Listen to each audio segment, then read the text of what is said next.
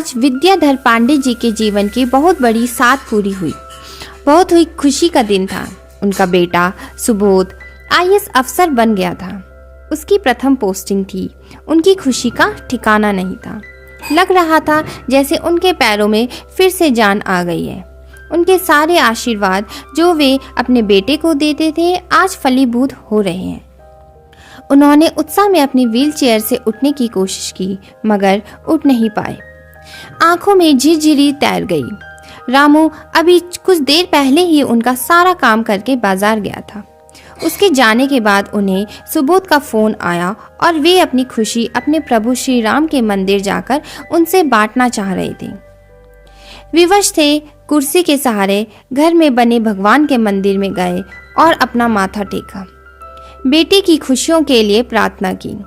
आज उन्हें अपनी पत्नी रमा की याद आई।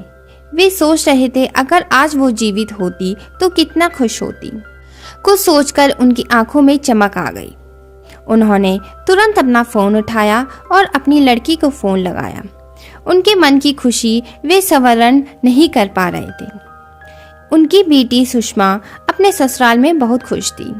इस खुशी की खबर सुनकर झूम उठी। उसने अपने पापा को भी बधाई दी और पूछा, भैया कब आ रहे हैं? पापा, यह आपके और माँ के आशीर्वाद का प्रसाद है। अच्छा, अब फोन रखती हूँ। भैया को भी फोन लगाकर बधाई देना है। उसने फोन रख दिया। विद्याधर जी को कुछ थकान लग रही थी। वे व्हील चेयर पर ही आंखें मूंद कर लेट गए। आज उन्हें अपना बीता हुआ जीवन याद आ रहा था। वे माध्यमिक विद्यालय में हेडमास्टर थे। पूरा जीवन ईमानदारी से नौकरी की। बच्चों को ईमानदारी से पढ़ाया और जितनी कर सकते थे लोगों की मदद की। पैसों के पीछे भागने के बजाय अपना सारा जीवन विद्यार्थियों के भविष्य को बनाने में लगा दिया। बिल्कुल सादा जीवन था।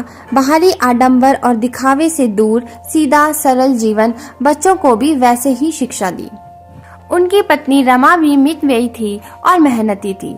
बच्चों को ऐसे संस्कार दिए कि सब उनकी प्रशंसा करते थे।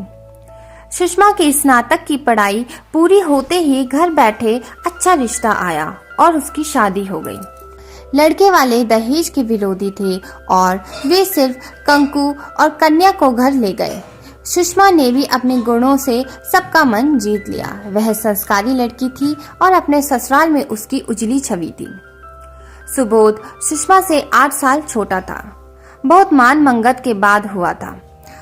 पढ़ने में शुरू से बहुत होशियार था। जब वह 12वीं कक्षा में पढ़ता था तब रमा जी का देहांत हो गया। सुबोध अपनी पढ़ाई के साथ घर का काम भी संभालता था।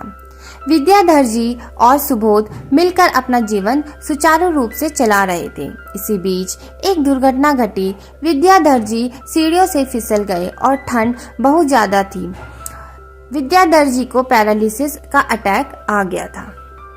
सुबोध ने उनकी बहुत सेवा की, साथ ही अपनी पढ़ाई भी करता रहा। स्नातक की डिग्री मिलने के बाद उसने यूपीएससी की परीक्षा का फॉर्म भरा। खूब मेहनत की और परीक्षा अच्छे नंबरों से उत्तीर्ण की।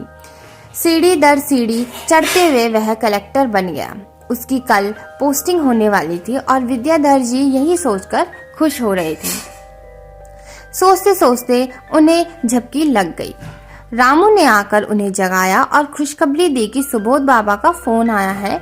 वे आधे घंटे में आने वाले हैं। मैं उन्हें लेने जा रहा हूँ। ठीक है, तू जा, उसे जल्दी लेकर आ। सुबोध ने आकर अपने पापा के पैर छुए। विद्याधर जी ने उसे अपने सीने से लगा लिया। सुबोध ने कहा, पापा, कल हमें वहाँ चलना है जहाँ मेरी पोस्टिंग है। कल एक स्वागत समारोह है जिसमें सबसे परिचय होगा।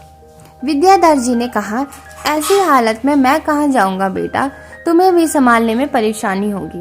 कैसी बातें कर रहे हैं पापा, आपकी उपस्थिति के बिना मेरी खुशी अधूरी है। मैंने पूरी व्यवस्था कर ली है, आपको कोई परेशानी नहीं होगी। दूसरे दिन स्वागत समारोह में सुबोध अपने पिताजी के साथ गया। वहाँ शहर के सभी गणमान्य व्यक्ति उपस्थित थे। विद्याधर जी को देखकर सब वह कह रहे थे, ये आदरणीय सुबोध जी के पिताजी हैं। यह सुन सुनकर विद्याधर जी की प्रसन्नता बढ़ती जा रही थी। सरस्वती वंदना के साथ कार्यक्रम का शुरुआत हुई। सुबोध के साथ उनके पिताजी का भी सम्मान किया गया। उन्हें श्रीफल और शाल भेंट की गई। सभी प्रबुद्ध व्यक्तियों के उद्बोधन के बाद विद्याधर जी से भी अनुरोध किया गया कि वे कुछ कहें। उन्होंने कहा, आज सुबोध की मेहनत ने उसे यह मुकाम दिलाया है। मुझे प्रसन्नता है कि उसने मेरे आशीर्वाद को सार्थक किया। मैं उसे हमेशा यही कहता था कि बेटा, तुम उन्नति के उस शिखर पर पहुंचो जहां मेरा परिचय लोग यह कहकर दें कि मैं सुबोध का पिता हूं, जिसने अपनी लगन से यह उच्च स्थान प्राप्त किया है। मेरा परिचय उसके नाम से हो। मुझे मेरे बेटे पर गर्व है। उनका वक्तव्य सुनकर हॉल में तालियां गूंज रही थी। जब सुबोध से कुछ कहने के लिए कहा गया तो वह बोला, मेरे पापा का यह बड़प्पन है कि वे मुझे मान दे रहे हैं। कोई कुछ भी कहे, मेरा परिचय यही है कि मैं आदरणीय विद्याधर पांडे जी, जो एक सफल ईमानदार शिक्षक रहे हैं, जिन्होंने कई बच्चों का भविष्य संवारा और मुझे इस काबिल बनाया, का बेटा हूँ। मेरा वजूद मेरे माता पिता से है और मैं उनका बेटा हूँ। यही मेरा परिचय है। कहते हुए वह भावुक हो गया और उसने अपने पिता के चरणों में प्रणाम किया। सबने तालियां बजाकर उनका अभिवादन किया और फोटोग्राफर ने उस पल को कैमरे में कैद कर लिया।